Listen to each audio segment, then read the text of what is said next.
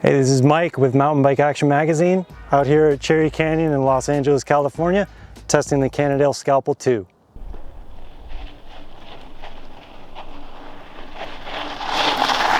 Today we're talking about the Cannondale Scalpel SE2. Some might consider this to be a down country bike, but we feel the more accurate term is cross country. A proper XC bike must not only be light and quick enough to feel like the most efficient machine for the job, but also offer progressive handling and suspension to conquer increasingly technical trails. It's lighter than your typical trail bike, but heavier than an XC race bike commonly seen in World Cup racing. And with that, we'll get right into the review. When climbing, the bike provides an impressively snappy feel at the first pedal stroke. It screams acceleration and climbing prowess. On smooth, single track, and fire roads, the Scalpel provides a supple and smooth ride that's efficient feeling thanks to the steep 74-degree seat angle and slightly forward-feeling weight distribution. The RockShox SID Select Fork and SID Lux Select Plus shock have compression switches to firm the ride for climbing, a feature we used often on smooth ascents. For technical climbing though, the Cannondale Scalpel prefers to keep the 120mm of suspension open and working to allow the wheel to remain connected to the dirt for increased traction. Whereas other cross-country bikes have sacrificed suspension performance in favor of weight savings, the Cannondale somehow seems to find the best of both worlds with the Scalpel. It feels road bike fast when locked out, yet provides technical climbing prowess with suspension that works to propel you to the top of the hill with traction. And there's little wonder why it's so light and fast, with a claimed frame weight of just over 1900 grams, complete with a shock. With the AI or asymmetric integration, the frame allows the fitment of a tire up to 2.4 inches wide while keeping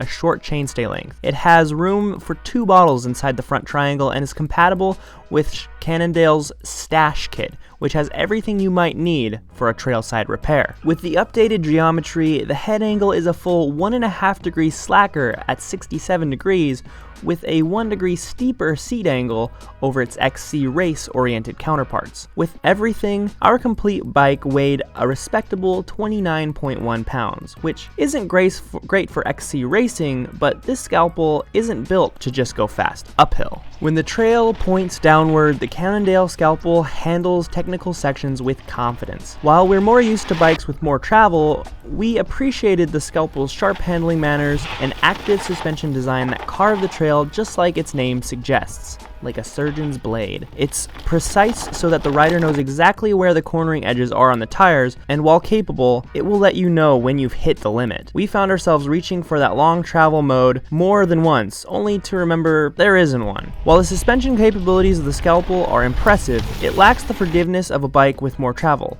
It turns out 120mm of front and rear travel just isn't enough to smooth out the roughest terrain. The key to the Scalpel's suspension performance is Cannondale's new Flex Pivot suspension. It works as a horse-link, 4-bar suspension system, something that is not new to the mountain bike world. Cannondale claims the Flex Pivot suspension delivers both weight savings and suspension performance, providing a ride that is ultralight with incredible grip, acceleration, and control. The Scalpel SE2 is listed on Cannondale's website for $4,050. This price gets you a SRAM SX drivetrain, Shimano M501 brakes, and a handful of in-house parts for the cockpit. Stan's crest rims wrapped in Maxxis Ardent race tires and laced to Shimano MT400 series hubs keeps it moving. After riding the Scalpel for a while, we grew to enjoy its efficient and fast-feeling climbing abilities, good weight distribution, and quiet presence.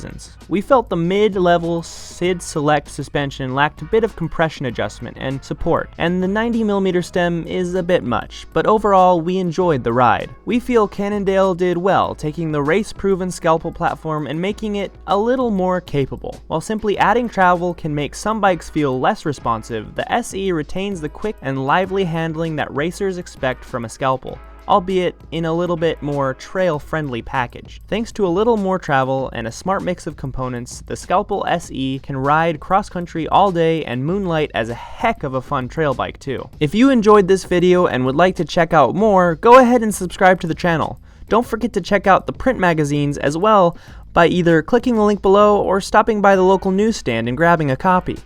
Be sure to like this video and leave a comment on what we should do next.